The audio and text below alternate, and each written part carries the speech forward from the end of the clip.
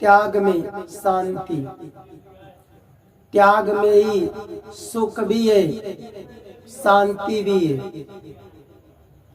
और सभी लोगों को जीवन में सुख चाहिए, शांति चाहिए, सबको सुख चाहिए, शांति चाहिए।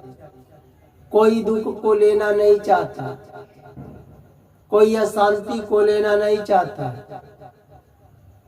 तो सुख चाहिए और शांति चाहिए, तो कर्म भी करना पड़ेगा सुख का और शांति का, तभी मिलेगा जीवन में सुख। बताओ बात सही है? एक सेठ जी थे, वह जब बिस्तर से उठते थे तो सारा दिन तक, जब तक वह सोने नहीं जाते थे तब तक काम में लगे रहते थे और काम की चिंताएं रहती थी। एक पूरा नहीं होता था तब तक दो की चिंता हो जाती थी, दो पूरा नहीं होता था चार की चिंता हो जाती है। और जहाँ पर चिंता है वहाँ तो दुख ही है, अशांति है। यही उनको दुख था और इसी से दुख में रहते थे, अशांति में रहते थे। काम की चिंताएं लगी रहती थी। जहाँ काम है वहीं पर क्रोध है, और क्रोध रहेगा तो दुख भी है, अशांति भी है। जहाँ काम है वहीं पर लोभ है, बताओ है कि नहीं? और लोभ रहेगा तो दुख भी है, शांति भी है। सारा दिन तक दुख में रहते थे, उदास रहते थे। एक महात्मा जी के पास गए तो वह महात्मा जी के जो सारा बात बताए, हमको बहुत दुख रहता है, शांति रहता है, इस दुख को दूर करने का कोई उपाय बताओ। तो महात्मा जी ने उनको सुख का, शांति का मार्ग दिखाया। देखो, किसी का अगर काम की चिंता है, एक काम पूरा नहीं होता, दो की चिंता होगी, दो पूरा नहीं होता, चार की चिंता हो गई, तो जहाँ चिंता है वहाँ दुख भी है और उनको शांति भी नहीं है, अशांति तो रहेगा ही। अब डॉक्टर के पास जाओगे तो डॉक्टर इसका क्या दवा देंगे? अब तुम्हारे चिंता की दवा है, चिंता रहेगा काम का, तो क्या देंगे? दवा देंगे, 5-10 मिनट ठीक रहोगे, बाकी इसका दवा सिर्फ महात्माओं के पास है, जो भगवान के सच्चे दास हैं, सच्चे भक्त हैं, उनके पास है। वो तुम्हें जीवन के लिए सुख बताएंगे, तुम्हारा दुख दूर हो जाएगा और जीवन में शांति मिलेगा। सिर्फ महात्माओं के पास है और किसी के पास नहीं है। इसी पर एक कथा है, कथा ध्यान से सुनोगे तो इसका सही सही उत्तर भी मिलेगा, सीधा उत्तर मिलेगा और सही समझ में भी आएगा। किसी नगर में एक सेठ जी रहते थे। उस सेठ जी को बहुत से धन संपत्ति थी, धन संपत्ति की कमी नहीं थी। उन्हें रहने के लिए, उनके परिवार के रहने के लिए खूब अच्छा माल भी था, जमीन जायदाद भी था, रुपये पैसे की कमी नहीं थी। घर में भोजन बनाने के लिए, खिलाने के लिए बहुत से नौकर भी थे, नौकरानी भी लगी थी। भाई उनको और घर में जितने बाल बच्चे हैं, पत्नी है, उनको भोजन बनाने के लिए, खिलाने के लिए, बर्तन साफ करने के लिए बहुत से नौकर लगे थे। उनके घर को साफ करने के लिए, द्वार को साफ करने के लिए बहुत से लगे थे। घर में हर तरह के सुख सुविधा था। अब ठंडी का मौसम आया तो ठंडी से बचने के लिए भी सुविधा था। गर्मी का मौसम आया तो सबको गर्मी में ठंडी चाहिए, ठंडी की भी सुविधा थी। बरसात आया तो पानी से बचने के लिए घर में सब तरह की सुविधाएं थी। किसी प्रकार की सेठ जी को कमी नहीं था, पर एक कमी था उनके में। जब बिस्तर से उठते थे तो सारा दिन जब तक सोने नहीं जाते थे काम में लगे रहते थे और काम की चिंताएं लगी रहती थी। ये तो सबकी लगी रहती है। एक काम पूरा नहीं होते थे, दो की चिंता हो जाती थी। अभी दो पूरा नहीं होते, 4, 6, 8 की चिंता हो जाती थी। और जहां पर चिंता है वहीं पर दुख है। दुख तो रहेगा ही, अशांति तो रहेगा ही। जहां पर काम है वहां पर क्रोध भी है। क्रोध जहां रहेगा वहां दुख रहेगा, अशांति रहेगा। इसी से वह सारा दिन दुख में रहते थे, उदास रहते थे, अशांति में रहते थे और सोचते थे कि हमको जीवन में कभी दुख ना मिले, हम सुख से रहूं, हम शांति से रहूं। तो बताओ तुम कैसे सुख में रहोगे और कैसे शांति से रहोगे? जब एक काम पूरा नहीं होते 2, 4 की चिंता हो जाती, 2 पूरा नहीं होते 6 की चिंता हो जाती, तो कहां से तुम्हारा दुख दूर होगा? कहां से तुम्हें शांति मिलेगी? उसके लिए तो कर्म करना पड़ेगा। उस सेठ जी के एक बहुत पुराने मित्र थे, बहुत घनिष्ठ मित्र थे। बहुत साल हो गया था, वह सोच में पड़ गए कि सेठ जी से बहुत दिन का मिला हूं, चल करके मिलते तो समाचार मिल जाता कि दुख में है कि सुख में है। अब सेठ जी से मिलने के लिए वह विचार बना लिए,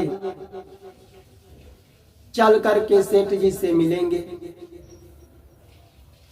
जो सेठ जी के पुराने दोस्त थे अब सेठ जी के घर आए। सेठ जी के जब घर आए तो सेठ जी को देखे कि हमारा दोस्त, इनका तो मन उदास में है, दुख में है। तो कारण पूछे। कौन पूछे? सेठ जी के जो दोस्त थे वह दुख का कारण पूछे कि सेठ भाई बहुत दिन पर आपके घर आए, बहुत साल पर, ये तुम्हारे मन में इतना उदास, इतना दुख क्यों? क्या कारण है? बताओ जरा, हम भी जानो, हम भी तुम्हारा दोस्त हो सकता है हमसे बचाने अगर बताओगे तो वह दुख को दूर भी हो जाएगा। भाई दोस्त को अगर दुख नहीं बताओगे तो किसको बताओगे? अगर अगर आप बताएंगे, हो सकता है बताने से आपका दुख दूर हो जाए। तब सेठ जी ने अपने दोस्त से दुख बताने लगे। देखो, जब हम बिस्तर से उठता हूं तो सारा दिन तक काम में लगे रहते हैं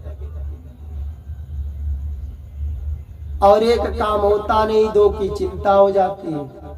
दो पूरा नहीं होते, चार छह की चिंता हो जाती है। इसी कारण हम दुख में रहते हैं और उदास रहते हैं। काम हमारा कभी पूरा होता ही नहीं है, हाय हाय लगा रहता है। किसी का काम आज तक पूरा नहीं हुआ, तो क्या सेठ जी का पूरा होगा? दुख तो रहेगा ही। सेठ जी की बात सुनकर सेठ के दोस्त बोले कि तुम्हारा यह दुख दूर हो जाएगा। आपके गांव से, शहर से कुछ दूरी पर एक आश्रम है। उस आश्रम में एक सिद्ध महात्मा रहते हैं। जिनको दुख होता है, उदास में रहते हैं, उनके पास जाते हैं तो महात्मा जी उपाय बताते हैं। भगवान के दान से जो मंत्र पढ़ते हैं या झाड़ देते हैं, ठीक हो जाते हैं। दुख कैसा भी हो, दुख को दूर कर देते हैं। आप भी चले जाइए उनके पास, उपाय बताएंगे, उपाय करोगे तो आपका दुख दूर होगा। तो आपको सुख ही तो चाहिए, दुख दूर हो जाएगा, अशांति दूर होगी। तो आपको सुख चाहिए, शांति चाहिए, आपको मिल जाएगा। दोस्त की बात सुनकर सेठ जी मन में विचार कर लिए कि हमको सुख ही चाहिए और शांति चाहिए, बता ही रहे। तो उस दिन तो सेठ जी नहीं गए, पर जब वह दिन बीत गया तो दूसरे दिन सेठ जी ने उस महात्मा के पास गए, जहां पर उसके गांव से, घर से कुछ दूरी पर महात्मा जी का आश्रम था। अब उनके पास गए तो अपना सारा दुख बताने लगे। सारा दुख बताने लगे। क्या दुख बताए? कहे महात्मा जी, हम जब बिस्तर से उठता हूँ तो सारा दिन काम में लगे रहते हैं। भाई देखो, काम तो सभी लोग करते हैं, काम में लगे रहते हैं। यही काम की चिंता लगी रहती है। एक काम पूरा नहीं होते, दो की चिंता हो जाती है, दो पूरा नहीं होता, चार छह की चिंता हो जाती है। इसी कारण हमें दुख में रहता हूँ, अशांत रहता हूँ और हमारा दुख दूर होता नहीं है। हमें कोई उपाय बताओ, हमारा दुख दूर हो जाए, हमें सुख मिले, हमें शांति मिले। सेठ की बात सुनकर महात्मा जी समझ गए कि इनका दुख दूर कैसे होगा। उपाय बताए।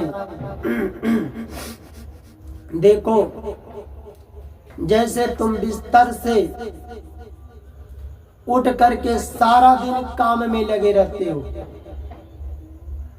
और काम पूरा नहीं होते, चिंता में लगे रहते हो। अभी दो काम पूरा नहीं, चार छह की चिंता हो जाती है। उसी तरह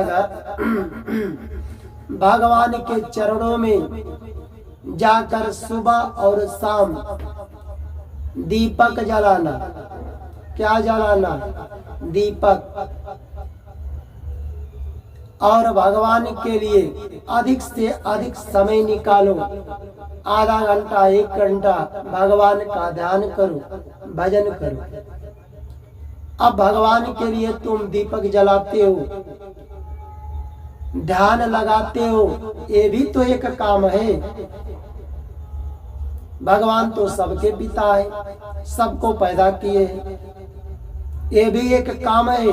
पर इस काम में सुख है और शांति है। दुख मिलेगा नहीं, अशांति नहीं मिलेगा। भगवान के लिए तुम दीपक जलाओगे, भगवान का ध्यान करोगे, समय निकालो अधिक से अधिक। जैसे सारा दिन काम में लगाते हो तो उस काम में तुमको तो दुख मिलता है, अशांति रहते हो, पर भगवान के दीपक जलाने के लिए, ध्यान करने के लिए आधा घंटा 1 घंटा सुबह शाम निकालो, ध्यान लगाओ, भजन करो, तुम्हें शांति मिलेगा, सुख भी मिलेगा। उपाय बता दिए, विधि बता दिए, और वहां से सेठ जी चल दिए। जब घर गए तो सुबह शाम भगवान के लिए दीपक जलाने लगे। जब ध्यान करने के लिए बैठे तब उन्हें बहुत दर्द हो रहा था, सेठ जी से नहीं हो रहा था, और थोड़ा कर भी लेते थे तो सोचते थे भगवान के लिए दीपक जलाता हूँ, भगवान का ध्यान करता हूँ आधा घंटा 1 घंटा, इतना में तो हमारा कितना काम नुकसान हो जाता है। उनसे होता नहीं था। अब बताओ, भगवान का ध्यान करना है, भजन करना है आधा घंटा 1 घंटा, जहाँ पर तुम्हें सुख मिलेगा, शांति मिलेगा, उसके लिए तुमसे होता ही नहीं है, होता नहीं था। 1-2 दिन किए, बाकी छोड़ दिए। सारा दिन काम में लगे रहते थे, काम की चिंता रहती थी, तो दुख तो रहेगा ही। जहाँ चिंता है वहाँ दुख है, वहाँ शांति है। उसी तरह उनका दुख था, उसी तरह उनका शांति लगा रहता था, उदास में पड़े रहते थे। धीरे धीरे कई दिन बीत गया, धीरे धीरे कई दिन बीत गया। सोचने लगे, उसी तरह दुख था, उदास थे, कि एक बार फिर महात्मा जी के पास चलेंगे, कोई दूसरा उपाय बताएंगे।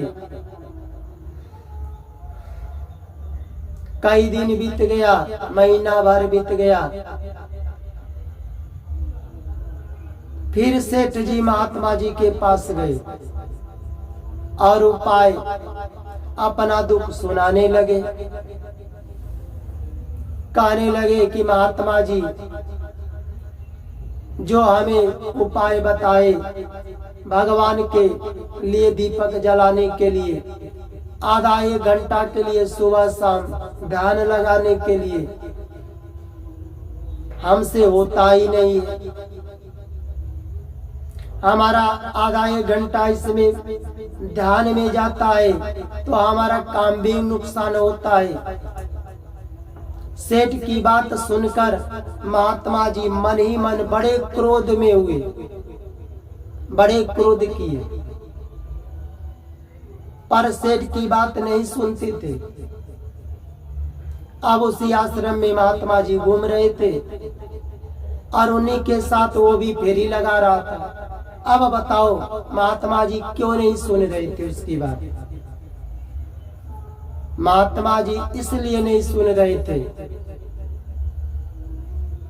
ये बिस्तर से उठता है तो सारा दिन तो काम में लगा रहता है, और एक काम नहीं होता, 3-4 की चिंता कर लेता।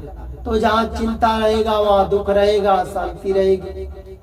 और इसको कहे थे भगवान के लिए थोड़ा सुबह शाम दीपक जलाना, भगवान का आधा घंटा 1 घंटा ध्यान लगाना, भजन करना, तो इससे हुआ ही नहीं। जहाँ इसे सुख है, शांति है, और फिर हमारे पास से आ गया। जब कर्म बताते हैं करने के लिए तो करता नहीं है, और बिना कर्म का इसे सुख चाहिए, शांति चाहिए। करता काम दुख का, अशांति का, और सुख की इच्छा है इससे बहुत बड़ा, इसलिए नहीं बोल रहे थे। और महात्मा जी उसी आश्रम में वह टहल रहे थे। उन्हीं के पास वह भी कह रहा था, टहल रहा था। महात्मा जी चुप पड़े थे, कुछ नहीं बोल रहे थे। जब उसी आश्रम में टहल रहा था, रास्ते में काट था और उस सेठ को काट चुभ गया पैर में। पैर में उसको काट गड़ जाता है, थोड़ा काट ज्यादा उसे गड़ गया था अंदर तक। ये बताओ, किसी के पैर में काट अगर चुभ जाए तो दर्द करता है कि नहीं? बताओ, दर्द करता है। तो दर्द करेगा, काट गड़ेगा तो आगे वह पैर बढ़ा पाएगा? नहीं बढ़ा पाएगा। जब तक काट को पैर से बाहर नहीं निकालेगा तब तक बढ़ाएगा ही नहीं। अब वह सेठ वहीं पर बैठ गया और काट इतना अंदर गड़ गया था, चुभ गया था कि वह चिल्लाने लगा, महात्मा जी हमें काट गड़ गया, हमें बहुत दर्द कर रहा है, अब मैं क्या करूं? कोई उपाय बताओ। अब वो काट इतना गड़ गया था कि अपने से निकालने में उसे कठिनाई हो रही थी। महात्मा जी उसकी आवाज को जब सुने तो कहे कि अरे जब काट गड़ गया है तुम्हें तो चिल्ला क्यों रहे हो? चिल्लाने से काट निकलेगा? उसे पैर से बाहर कर दो, निकाल दो। निकाल दोगे तो धीरे धीरे वह दर्द खत्म हो जाएगा। उसमें चिल्लाने की क्या बात है? तब वह से अपने हृदय को मजबूत किया और उस काट को पकड़ करके बड़े तेज से निकाल दिया। जब पैर से काट बाहर निकला तो धीरे धीरे उसका दर्द कम होगा कि नहीं होगा? बताओ, कम होगा। धीरे धीरे दर्द कम हुआ और कुछ समय बीता तो पूरा दर्द ठीक हो गया। तब महात्मा ने उस सेठ को बड़े गंभीर से क्रोध में होकर बोले। क्या क्रोध में होकर बोले? कह रहे थे, कहे कि ये बताओ, जब तुम्हारे पैर में काट चुभा तो तुम्हें दर्द हो रहा था? बताओ। तो सेठ ने कहा हाँ। कब तक दर्द कर रहा था? जब तक वह पैर में था। जब पैर से बाहर निकाल दिए तो धीरे धीरे वह दर्द कम हुआ न? कहा किया और दर्द पूरा भी ठीक हो गया। हुआ कि नहीं? कुछ समय बीता तो दर्द पूरा भी ठीक हो गया। उसी तरह महात्मा जी कहे, उसी तरह जो तुम बिस्तर से उठते हो, उठने के बाद सारा दिन काम में लगे रहते हो, एक काम पूरा नहीं होते, दो काम की चिंता हो जाती है, दो पूरा नहीं थे चार की चिंता हो जाती है। यही चिंता तुम्हारा दुख है। जहाँ काम है वहीं पर क्रोध है, वहीं पर लोभ है और वहीं पर मोह है। जहाँ क्रोध रहेगा ये बताओ तो दुख रहेगा कि नहीं? अशांति रहेगा कि नहीं? बताओ। जहाँ काम है वहाँ लोभ रहेगा।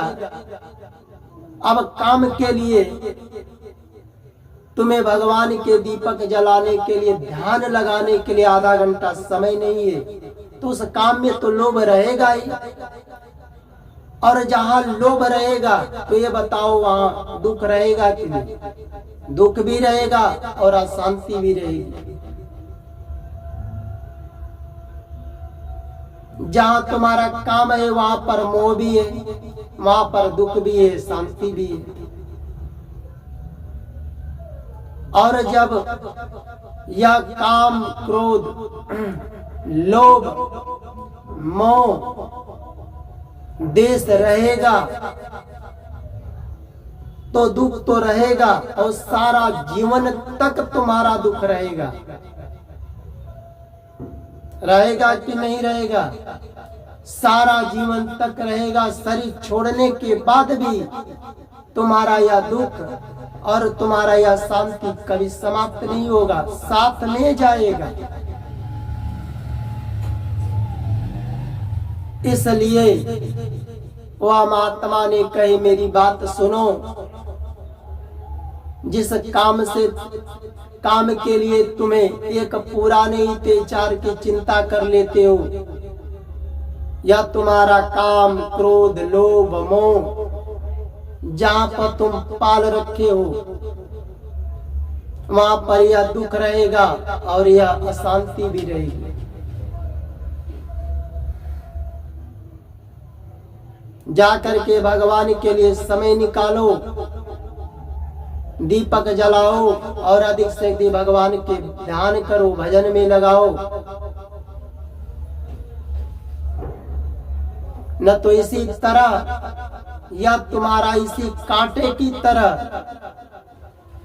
या तुम्हारा काम, क्रोध, लोभ, मोह दुख देगा और जीवन तक दुख देगा, और शरीर छोड़ने के बाद भी साथ नहीं छोड़ेगा, तुम्हें दुख देगा और अशांत में। तब जाकर के उस सेठ का ज्ञान दूर हुआ, अज्ञान का अंधकार दूर हुआ, और जाकर के भले काम में लगा रहता था। जाकर के भगवान के लिए सुबह शाम दीपक जलाता था, भगवान का भजन करता था, भगवान का ध्यान करता था।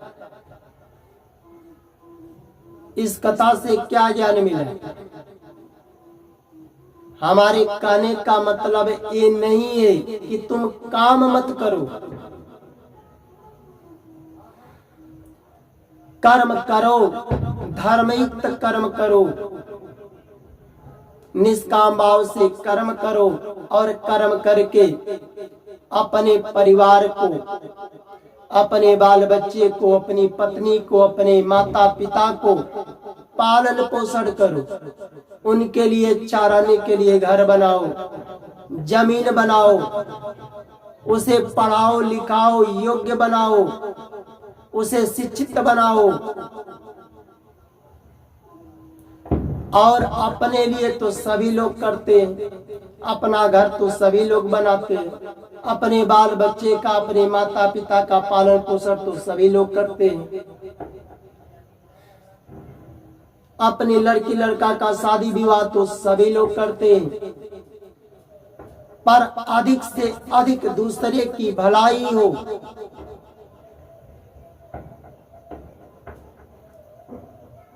दूसरे की अधिक से अधिक भलाई हो। अपने लिए जो कर्म करते हैं, घर बनाते हैं, जमीन बनाते हैं, बाल बच्चे का पालन पोषण करते हैं, अपने लिए तो सभी करते हैं। उस कर्म से दूसरे की अधिक से अधिक भलाई हो। अब जिसके हाथ से अपाई जाए, कर्म करके खा नहीं सकता है, उसका वही मांगने का एक आधार है। उसे भी भोजन कराओ, दान करो। जिसके पैर से चल नहीं पा रहा है, उसे भी भोजन कराओ, उसे भी दान दो। संत महात्माओं को भोजन कराओ, दान करो।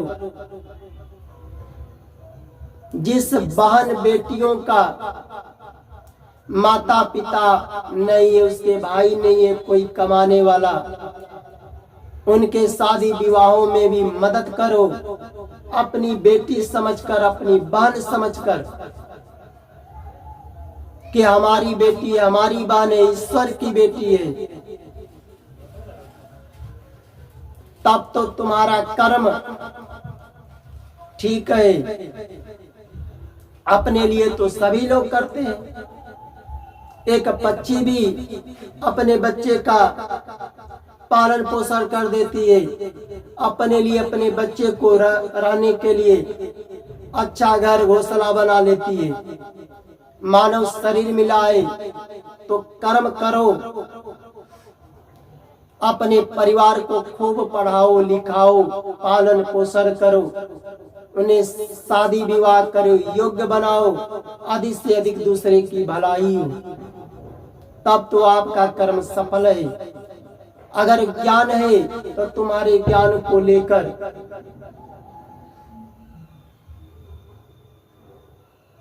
दूसरे को रोजगार मिले, दूसरे का पेट पले, उसका परिवार चल रहा है, तब तो वह ज्ञान ठीक है। अब ज्ञान तुम्हारे पास है, ज्ञान लेकर किसी की निंदा करते हो, किसी की बुराई में लगाते हो, किसी की मार झगड़ा में लगाते हो, तो ये ज्ञान क्या है? यह ज्ञान तो पाप ही है कि नहीं? तो हमारे कहने का मतलब ये नहीं है कि तुम कर्म मत करो, कर्म करके अपने परिवार को पालो पोसो, शिक्षा दो, खुशी से रखो, दूसरे की भलाई करो और भगवान के लिए समय निकालो। भगवान का सुबह शाम कम से कम 1-2 घंटा ध्यान करो, भजन में लगाओ, जहाँ पर तुम्हें सुख मिलेगा, शांति है। जब तुम्हारी लड़की लड़का का शादी विवाह हो जाए, अपने बल पर कमा रहे, खा रहे, बिजनेस व्यापार कर रहे, तो अधिक से अधिक अब उस माता पिता को भगवान के भजन में ध्यान में लगा देना चाहिए। जहाँ तुम्हारा सुख है, शांति है।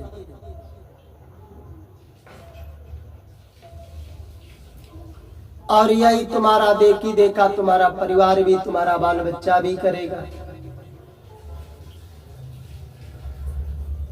तब जाकर यह तुम्हारा अज्ञान का अंधकार दूर होगा।